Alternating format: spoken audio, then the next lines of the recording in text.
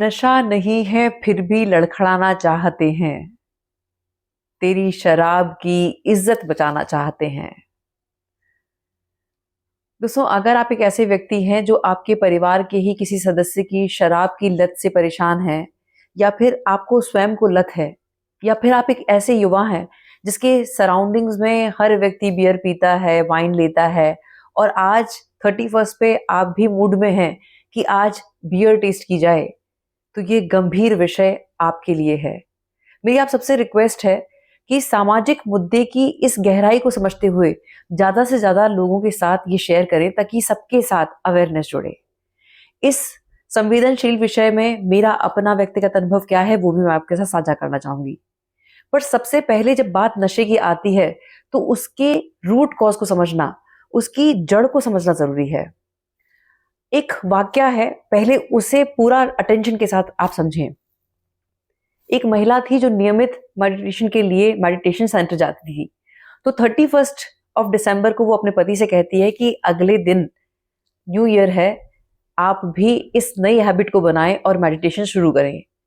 तो पति उत्साहित होता है, बोलता है कि नेक काम में देरी कैसी, मैं आज से ही चलूंगा। मतलब 31 दिसंबर से ही वो चलने को तैयार होता है। वो पूरा उत्साहित होता है और मेडिटेशन सेंटर में वो एंटर होता है। अब जो और स्टूडेंट्स थे वो भली प्रकार से जानते थे, वो उनकी हैबिट में था कि जैसे ही हम ध्यान में बैठे हैं सबसे पहले अपना फोन साइलेंट मोड पे करेंगे। उस व्यक्ति के लिए अनुभव पहला था तो उसके दिमाग से निकल जाता है और वो अपना फोन साइलेंट करना भूल जाता है। सब लोग ध्यान की अवस्था में बैठे होते हैं और तभी अचानक 15-20 मिनट के बाद उस गहरे ध्यान की अवस्था में अचानक रिंग बहुत तेज बजती है और वो घबरा जाता है, क्योंकि उसे याद आता है कि उसने तो साइलेंट मोड पे किया ही नहीं है।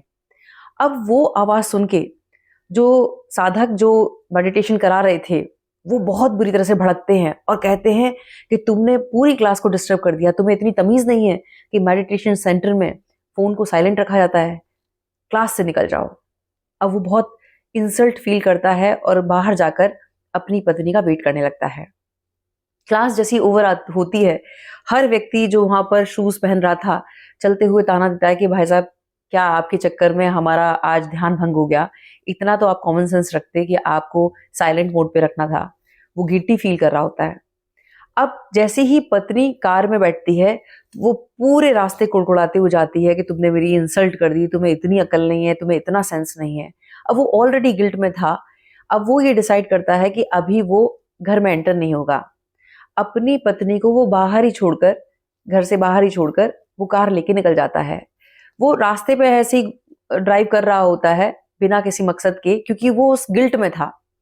तभी उसकी निगाह एक बार पे पड़ती है, बियर बार पे।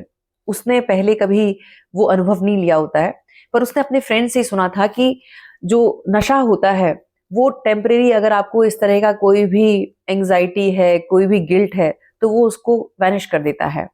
तो वो सोचता है कि मैं ये भी अनुभव लेता हूँ। जैसे ही वो बार में एंटर होता है, वेटर से बोलता है कि मुझे एक बियर चाहिए। वेटर बहुत प्यार से बियर सर्व करता है और जैसे ही वो उस व्यक्ति के हाथ में ग्लास देता है, व्यक्ति उस ग्लास को पकड़ा होता है और पता नहीं वो इतना डिप्रेस्ड और इतना परेशान था उन सारी मेमोरीज में, उसका हाथ कांपता है और वो जो ग्लास था वो फिसल जाता है और वो नीचे गिर जाता है। अब वो और ज्यादा परेशान हो जाता है। इतने में वेटर आके उसको कहता है कि सर ठीक है, कोई बात नहीं, इट्स ओके, मैं उसको क्लीन कर रहा हूँ। उस ग्लास के गिरने की आहट से जो और लोग वहां पर थे उस बार में, वो सबके सब अपनी अपनी चेयर से कहते हैं कि अरे इट्स ओके, होता है, हमारे साथ भी होता है। वहां एक बड़ा ग्रुप आया होता है तो वो ये कहते हैं कि तुम अकेले क्यों बैठे हो, हमें ज्वाइन करो, और वहां उसकी दोस्ती हो जाती है। ये सारा कुछ जो बियर बार का जो ओनर था वो सब ऑब्जर्व कर रहा होता है। वो भी रेस्पेक्ट और रिगार्ड से जाता है, क्योंकि उसे पता है कि ये तो मेरा नया क्लाइंट है। रेस्पेक्ट के साथ वो उसको दूसरी बियर ऑफर करता है और एक कॉम्प्लीमेंट्री भी देता है और कहता है सबके साथ होता है, आप इस मोमेंट को एंजॉय करो। और फिर वो उस बुरी मेमोरी को भूल जाता है जो उसके साथ मेडिटेशन में घटना हुई थी और उसका आनंद लेता है। अब वही शाम उसकी यादगार शाम हो जाती है, क्योंकि वो अननोन लोगों से जुड़ा था जिन्होंने उसे बहुत कोजी फील कराया था, अपने घर वाली फील उसे दी थी। ये बात 31 दिसंबर की है। अब आप मुझे ये बताएं सोचकर कि अगले दिन नए साल में वो दोनों में से किसे चुनेगा। वो मेडिटेशन क्लास जाना चाहेगा या उसी बियर बार में जहां उसे फैमिली की तरह ट्रीट किया गया, जहां उसे वो जगह अपनी जैसी लग रही थी, वो लोग अपने जैसे लग रहे थे। जाहिर सी बात है वो बियर बार जाएगा। दोस्तों, यही होता है हमारे युवाओं के साथ। 17-18 साल की उम्र में जब हार्मोनल चेंजेस होते हैं तो बच्चा चाहता है उसे कोई सुनने वाला हो, उसे कोई समझने वाला हो।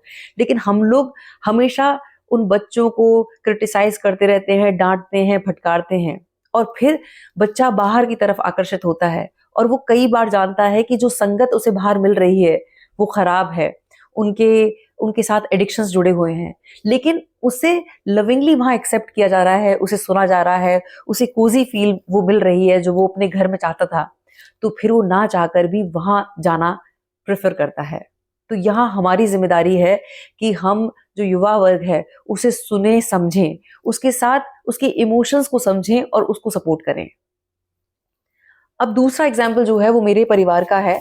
हमारे परिवार के 2 लड़के जो कि रिश्ते में मेरे भाई लगते हैं, और जब वो अपने करियर के इनिशियल स्टेज में थे तो उन्हें, वो कहते हैं ना कि जिस चीज को छुआ वो सोना हो गई, तो उन्हें अपार सक्सेस मिली। सफलता का एक नियम है कि जो सफलता जल्दी मिलेगी वो अहंकार को जन्म देती है, और जो सफलता धीरे धीरे आती है वो चरित्र का निर्माण करती है। अब जो उन्हें रातों रात सफलता मिल रही थी तो वो पगला गए। उन्होंने अपने पैसे का शो ऑफ करना शुरू कर दिया, लड़कियों को इम्प्रेस करना शुरू कर दिया, और इस तरह की पार्टीज में उन्होंने अनाप शनाप खर्च करना शुरू कर दिया। वो दोनों ही इतने ब्लेस्ड थे कि दोनों ही मैरिड थे और दोनों की ही बहुत प्यारी लड़कियों से शादी हुई थी। और देखते देखते कि जिसका हमारा परिवार समाज एग्जाम्पल देता था कि इन लड़कों से कुछ सीखो, देखो कितना अच्छा कमा रहे हैं, और देखते ही देखते वो पूरी तरह से बर्बाद हो गए।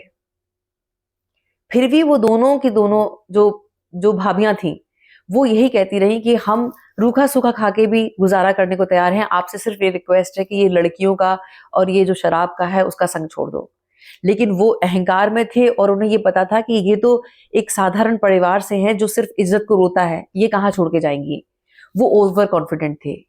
लेकिन यहाँ मैं उन लोगों को बताना चाहती हूँ कि जिन्होंने अपनी जीवन संगिनी के साथ 10-12 साल बिता लिए हैं और जो इस ओवर कॉन्फिडेंस में कि अब ये कहीं छोड़ के नहीं जाएंगी, तो ये याद रखें कि इसी समाज में अतुल, सुभाष, जो सुसाइड केस है, उस तरह के भी एग्जाम्पल्स हैं। और यहाँ ऐसे भी लोग हैं जो इस बात को भली प्रकार से ऑब्जर्व कर रहे हैं कि वो भली लड़कियां अपना परिवार बचाना चाहती हैं और आप एडिक्टेड हैं। 10 साल 15 साल की शादी में भी लोग लविंगली ऐसी लड़कियों को एक्सेप्ट करने को तैयार हैं जो अपने घर की मान मर्यादा के साथ रहना चाहती हैं। अनफॉर्चुनेटली वो उन भाइयों के लिए था, फॉर्चुनेट उन भाभीियों के लिए था।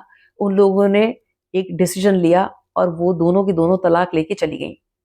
आज यही भाई पाई पाई को मोहताज हैं। एक तो नशा मुक्ति केंद्र से भी लौट के आ गए और फिर वो मतलब वही नशे में हैं, और उनकी स्थिति ये है कि अपना खून बेच बेच के भी वो शराब पी रहे हैं। 500 रुपए 200 रुपए मांगते हुए घूमते हैं और उनके हर रिश्तेदार ने उन्हें ब्लॉक कर दिया है। यहाँ ये सीखने की जरूरत है दोस्तों कि ये शराब की जो लत है वो बर्बादी के कगार पे लेके जाती है, और आप इस ओवर उस पे ना रहें, ओवर कॉन्फिडेंस में ना रहें कि जिसने आपका साथ 10 साल निभाया है वो पूरी जिंदगी निभाएगा।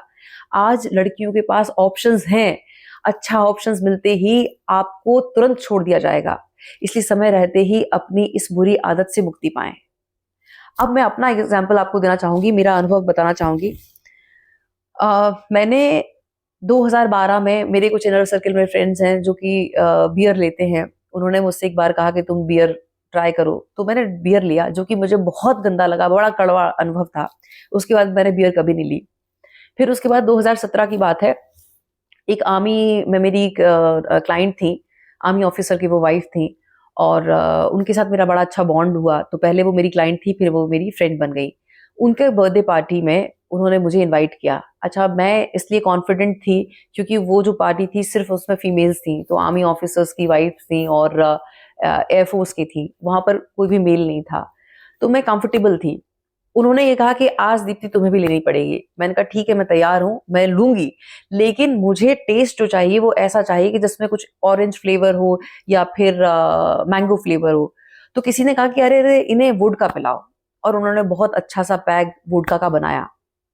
जब मैंने वोडका ली तो सबसे पहली चीज तो ये थी कि जब मैं वहां थी तो पहले तो मैं सबको मैम मैम करके रिगार्ड कर रही थी, लेकिन जैसे ही मैंने वोडका ली तो 3 मिनट के 4 मिनट के बाद वो कहानी पूरी बदल चुकी थी। मतलब वो लोग मुझे कैप्चर कर रहे थे, मेरी वीडियो बना रहे थे, क्योंकि वो उनके लिए एक फन पार्ट था, उन्हें पता था कि अब कुछ ड्रामा होने वाला है। नशे का एक नियम है कि नशा जिस व्यक्ति के ऊपर चढ़ा है, वो जो उसका कोर नेचर होगा वो देर सवेर उसके सामने आएगा। अगर एक व्यक्ति अहंकारी है तो वो अहंकार में होगा, अगर एक व्यक्ति क्रोध से भरा हुआ है, वो गाली गलौज करता है तो वो फिर गालियां देने लगेगा, और एक व्यक्ति जो कंपैशन से भरा है वो प्रेम से भर जाएगा। और मेरे साथ यही हुआ। जब मैंने वोडका लिया तो मैं उस ट्रांस की अवस्था में थी, मैं हैरान थी कि ये दुनिया कैसे, मैं कहाँ पहुंच गई हूँ। और मैंने फिर कहा कि म्यूजिक चेंज किया जाए। उस समय इंग्लिश म्यूजिक बज रहा था और मेरे कहने से वहां पर फिर सूफी लगा, और सूफी म्यूजिक बजते को ही मैं उस ट्रांस की अवस्था में उस स्टेज पे पहुंच गई जो मुझे लगता था कि कभी मेडिटेशन की स्टेज से वहां पहुंचा जा सकता है। और जब मैं उस अवस्था में थी तो मुझे सबसे पहले मेरे वही 2 भाई नजर आए जिन्होंने अपनी शराब की इस लत में अपना घर बर्बाद कर लिया, लेकिन वो इतने एडिक्टेड थे कि वो उससे पार नहीं पा सकते थे। उन्हें बर्बाद होना मंजूर है, लेकिन वो ये नशा नहीं छोड़ सकते। उसके बाद वो अनुभव मेरा इतना गजब का था। मैं इस बात को पूरी जिम्मेदारी के साथ कह रही हूँ कि अगर मैंने लोगों को, घरों को बर्बाद होते हुए नहीं देखा, मेरी जो फेवरेट एक्ट्रेस थी परवीन बाबी, उनकी मैंने उनके उनकी उनके जीवन को मैंने पढ़ा है, सुना है। अगर मैंने उन्हें बर्बाद होते हुए नहीं देखा होता तो मैंने चुना होता कि मैं हर दिन वाइन ले रही होती या हर दिन मैं वोडका ले रही होती। लेकिन ये जो शराब की लत है, शुरू होती है कि सिर्फ एक पैग, और ये कब धीरे धीरे एडिक्शन बन जाता है दोस्तों पता ही नहीं चलता है। अब इसका रिप्लेसमेंट ये है कि आप इसके जो क्वांटिटी आज आप ले रहे हैं उसको धीरे धीरे कम करें, और एक शिफ्ट ये लाएं कि आध्यात्म और भक्ति से जुड़ें। भक्ति का और आध्यात्म का नशा जब आपके सर चढ़ के बोलेगा तो वो आपके एनर्जी फील्ड और आपके ऑरा को बहुत मैग्नेटिक बनाएगा। शराब की लत आपको घृणा का पात्र बनाती है, लेकिन यही ध्यान जब हमारे रोम रोम से जुड़ता है तब वही हमें नशा देता है।